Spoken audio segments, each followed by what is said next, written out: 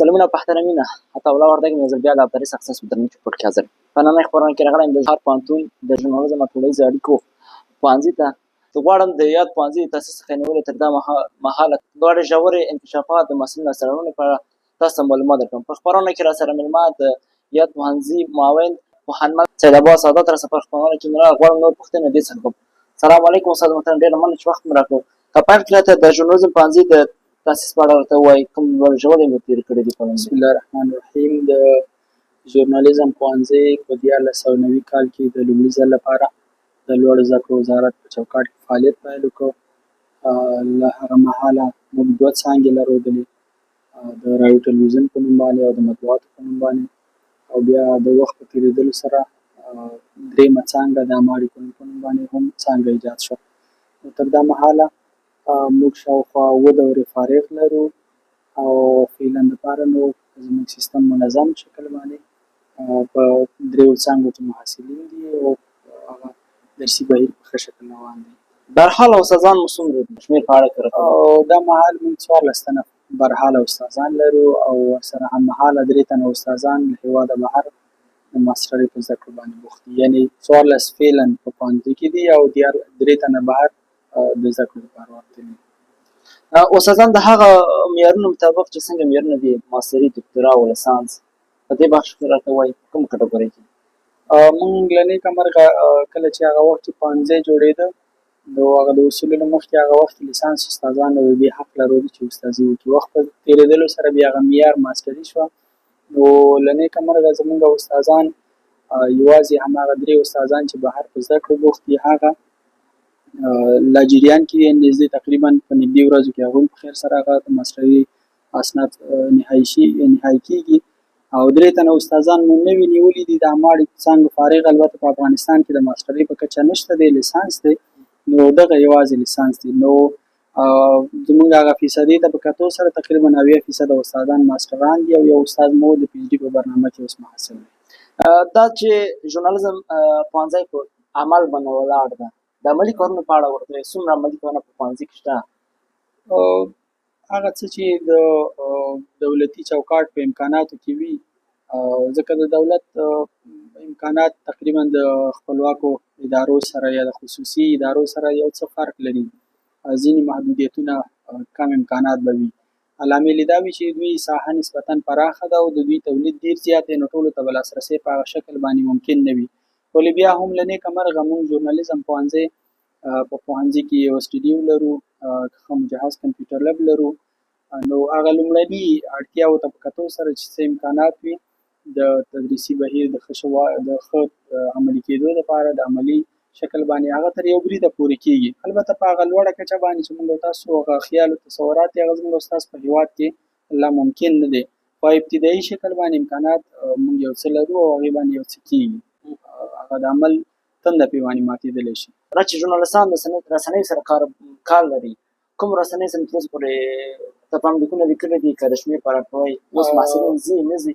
او له نیکه مرغه موږ د څو کالو راهیسې په ننګرهار ولایت کې دلته د کلید راډیو سره، د شرق راډیو تلویزیون سره، د ننګرهار ملي راډیو تلویزیون سره، دغه راز د اطلاعات کلتور ریاست سره، البته د اطلاعات کلتور ریاست سره تفاهم لیک زموږ یوازې د ریاست مربوط نه دی، بلکې په ننګرهار کې چې څومره راډیوګانې د دې ټولو په کچه باندې شوی دی، نو زموږ تفاهم لیک دلته د دې ټولو رسنیو سره دی. ټول موږ سره همکاري لري. البته بیا هم څه د هغوی د امکاناتو کموالی دی، څه هغه محدودیتونو ته په کتو سره، نو بیا هم هغه څه چې د هغوی په وس کې دي زموږ محصلین کولی شي د هغوی نه لږ تر لږه دي او تر یو حده پورې استفاده وکړی شي. دا چې د محصلینو د خدمتونو انسجام ماموریت د یاد پوهنځي محصلینو لپاره داسې عملي کارونه په پوهنتون منځ کې د پوهنتون څخه بهر په نظر کې نه دي که نه؟ او هغوی کله کله داسې کېږي مثلا د 4م ټولګي د محصلینو لپاره د سی وي جوړونې سیمینار جوړ کړی دی، یا مثلا د ښې ویناوالۍ سیمینار دی، یا دوی کولی شي چې خپل د کار د زده کړې ترڅنګ د کاریابۍ په شکل باندې څنګه کار ایجاد کړي یا کاریابي څنګه رامنځته کړي. دغه راز په داخل کې ځینې برنامو کې هم دوی ونډه لرودله، مثلا د سولې په تړاو باندې، د کتابدارۍ په تړاو باندې، د ښه محصل د ظرفیت جوړونې په تړاو باندې نو دغسې برنامې شته دی چې د انسجام او امنیت کله کله هغه د امکاناتو په کتو سره مخ ته وړي. تاسو په خپله خبرو کې مخکې یادوي د عامه اړیکو پوهنځی نو کله مو دا تاسیس کړی دی او آیا تر اوسه پورې محصلین د دې نه فارغ کړي دي؟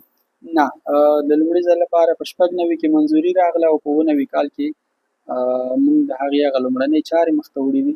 نو زموږ اوس فعلا دپاره محصل شته دی د دریم ټولګي په 6م سیمستر کې دی. نو موږ دفعتاً له هغه د دریم ټولګي کې د راتلونکي کال ته امید دی چې دوی فارغ ورکړي.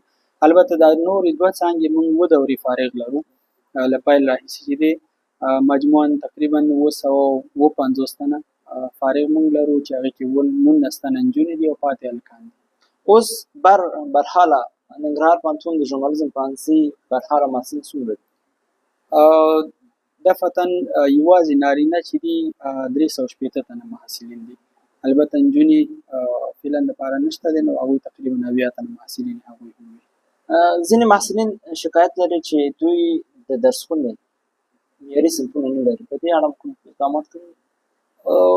موږ یوه ستونزه چې هغه هم دا ده چې هغه د ځای د امکاناتو یو څه محدودیتونه لرو. معیاري صنفونه خو ښکاره ده چې په افغانستان کې که موږ وګورو معیاري یو هم نشته دی یا ممکنه نه ده، ځکه زموږ په دولتي اداراتو باندې په پوهنتونونو باندې د محصل بوج ډېر زیات وي، هغه 80 اتیا 100 تنه محصلین وي. نو هغه معیاري صنف کېدی شي 20 یا 30 تنه محصلینو پورې اعظمي وي چې هغه ټول مجهز امکانات ولري. ولې هغه د افغانستان محیط ته په کتو سره دلته چې د افغانستان په داخلي پوهنتونونو کې کوم نظم شکل دی تقریبا هماغې ته ورته برابر وي. او دې کې شک نشته دی چې یو څه امکانات یا صنفي بهیر به کله به د یو چا صنف یا لږ ښه نه اوسي یا به پکې د برق ستونزه وي یا به نورې پکې. ولې په کل کې هغه د پوهنتون معیار ته په کتو سره چې څنګه د پوهنتون نور نبض دی د نورو پوهنځیو دی یا د نورو پوهنتونونو د هېواد په کچه تقریبا هماغه شکل دی. البته د محصل بلې خیالات لوړ وي خو هغه شته د دولت یا د شته نظام او د امکاناتو په کتو سره همدغه د دې ټولنې د وس مطابق څه دي چې همدلته شته دی. هغه کریکولم چې مرکزي پوهنتون کابل کې تدریس کېږي هغه هم په ننګرهار کې تدریس کېږي یا نه فرق کوي سره؟ بلې هو هغه کریکولمونه چې معمولا د کابل پوهنتون نه پاس شي بیا د لوړو زده کړو وزارت نه هماغه رسما ولایتي پوهنتونونو ته استول کېږي. نو زموږ کریکولم د کابل پوهنتون یو دی واحد کریکولم دی. اوس ژورنالستان په عمومیاتو کې فارغېږي یا که تلویزیون دی او مطبوعات دی داسې راتلونکي لپاره کوم پلان لرئ چې ځینې مسلک پورې تړاو ژورنالستان فارغ کړي؟ مثلا اقتصادي ژورنالستان فارغ کړي او سیاسي ژورنالستان فارغ کړي، سپورتي ژورنالستان فارغ کړي. داسې کوم پلان لرئ د راتلونکي لپاره چې داسې نوی نوښت وکړي؟ بلکل موږ دا د عامه اړیکو په نوم باندې چې کوم څانګه لرو په هغې کې همدا کټګوري په 4م صنف کې عملاً شته دی. د کریکولم مطابق موږ 4م ټولګي ته چې محصلین راشي بیا یې اوس فعلا دپاره 2 کټګوري دي. البته پلان داسې دی چې راتلونکي کې ډېر شي اوس سیاسي او اقتصادي ژورنالستان، یعنې دغه ټولګي په 2 برخو بیا ویشل کېږي چې یو برخه یې په اقتصادي برخه کې کار کوي، اقتصادي ژورنالیزم بحث مخ ته وړي، او بلې چې دی په سیاسي شکل باندې. خو دا په نړۍ کې اوس یو د پرمختګ یو اصل دی چې کوشش دا کېږي چې ژورنالیست باید د همدغه چوکاټ نه چې فارغېږي او مشخصاً لاره ځان ته مشخص کړې وي، معلومه وي، هغه ذهني چوکاټ یا د هغوی معلوماتي ادرس باید معلوم وي. ولې زموږ او ستاسو د ټولنې هغه د ظرفیت کموالی چې موږ لا تر اوسه پورې د نړۍ هغه لوړ معیار سره نه برابر شوي چې په ټولو مواردو کې موږ همداسې مثلا په اقتصادي ترڅنګ موږ په ورزش کې، موږ په صحت برخه کې، موږ د تعلیم په برخه کې د ماسټرۍ برنامې ولرو او هغه د دې جوګه شي چې موږ بیا هماغسې ډیپارټمنټونه ورته ولرو. خو له نیکه مرغه یو اصل دا دی چې یو امیدواري ورته په دې شته دی چې د کریکولم کمیټې د لوړو زده کړو وزارت تصمیم همدغسې دی چې په اوږد مهال کې همدغسې ژورنالیزم په هغه مشخصو برخو ویشل شي تر څو هر کس د خپل وړتیا مطابق په خپل ادرس کې کار وکړي. نو دې ته کار روان دی. انشاءالله امیدواري به وي چې کېدای شي په نږدې راتلونکي کې موږ د دې وړتیا ولرو چې موږ دا متخصصین ولرو، د متخصصینو په رڼا کې بیا دغه څانګې هغه محصلین چې داسې څخه فارغېږي د ماسترۍ لپاره کوم زمینه سازي شته ده؟ آیا تاسو سره داسې ادرسونه شته چې ځینې محصلین فارغېږي داخل د هېواد کې یا بهر هېواد کې خپل لوړ زده کړې ادامه ورکړي؟ موږ د لومړي ځل لپاره له نیکه مرغه کابل پوهنتون کې اوس د ژورنالیزم برخه کې ماسټري شروع شوه او په داخل د هېواد کې ترتیب داسې دی چې د کانکور ازموینه اخیستل کېږي د رقابت په اساس باندې هر څوک کولی شي چې هغه رقابت کې ګډون وکړي او که وړتیا لرودله نو د هغه ماسټرۍ د امتیاز نه برخمن شي. له هېواده بهر داسې مشخصا د پوهنتون یا د پوهنځي له ادرسه داسې کوم څه ترتیب نشته دی چې مشخصا موږ د دې ځای یو هېواد ته ولیږو چې دا موږ درته در ولېږو. البته که چېرته آزاد رقابت له لارې وي او یا مثلا د استادانو لپاره د لوړو زده کړو وزارت په چوکاټ کې دا ادرس وي چې هغوی په ځینې هېوادونو کې امکانات برابروي او زموږ استادان اکثره لاړل چین ته لاړل همدغسې هلته ماسټریانې وکړلې. پاکستان کې عملاً زموږ استادان په زده کړو باندې بوخت دي. دا د لوړو زده کړو د وزارت د ادرسه شوي دي، ولې د پوهنتون د ادرسه مستقیما داسې څه نه وي او نه تر اوسه پورې شته. د آخر پوښتنې په حیث قرار شو استاد محترم، هغه تولید چې تاسو په ټولنه ته ورکړی ده اووه دورې مو ژورنالستان فارغ کړي دي، ستاسو په اند څومره به د ټولنې د دوی په علمي او تدریسي برخه کې مؤثر تمام شي او د ټولنې ستونزې به راحل کړي؟ موږ خو خوشبینه یو ورته او کومه ارزونه چې موږ کړې ده زموږ کوم تولید چې ټولنې ته وړاندې شوی دی په دوو برخو کې، یو مسلکي چوکاټ ته او بل د دې ترڅنګ علمي چوکاټ ته. له نیکه مرغه زموږ د ژورنالیزم پوهنځي فارغ همدلته موږ استاد لرو، په لغمان پوهنتون کې استاد لرو، په خوست پوهنتون کې استاد لرو زموږ فارغ، په کابل پوهنتون کې زموږ فارغ استاد دی، یعنې دا په علمي چوکاټ ته ورغلي دي. او دویم په رسنیز چوکاټ ته چې موږ کوم قدر وړاندې کړی دی د هېواد په کچې چې کومې رسنۍ دي، البته هغه تر ټولو چې موږ تاسو ته مطرحه رسنۍ ښکاري په کابل کې چې دي، په هغوی کې زموږ د ژورنالیزم پوهنځي تولید شته دی، عملاً کار کوي. دا چې یو محدودیت د کار دی، زموږ او ستاسو تولید لوړ دی او کاري ساحې نسبتاً محدودې دي. نو ځینې داسې فکر کوي چې دغه تولید زموږ معیاري نه دی نو کار نه پیدا کېږي. په داسې حال کې چې دا خبره به ډېره منطقي نه وي. اصلا د کار محدودیتونه دي، کار کم دی، نو چې کله کار کم چاته کار نه پیدا کېږي کېدای شي اعتراض ولري. نو موږ هغه خپل امکاناتو نه خوښ یو، موږ په دې ډاډمن یو چې انشاءالله کوم تولید چې ننګرهار پوهنتون ورکړی دی او ژورنالستان یې ټولنې ته وړاندې کړي دي هغه د ټولنې دردبخور دي، هغه د مسلک لپاره ګټور تمام شوي دي او په دې امید یو چې انشاءالله راتلونکي به هم لا تر دې ډېر ښه او خوندور راځي.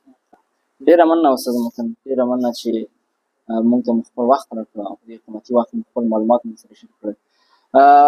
ډېره مننه کوو د ننګرهار پوهنتون د ژورنالیزم او ټولنیز اړیکو پوهنځي معاون استاد پوهنمل سید عباس سعادت حسن هیله مند خپرونه تر پایه مو کتلې اوسئ د فانوس او خوند اخیستل. تر بیا جهات الله وړک ستاسو په درنو چوپړ کې حاضرېږم. د ژوند په ټولو چارو کې بریالي اوسئ. ښه وخت د خدای په امان.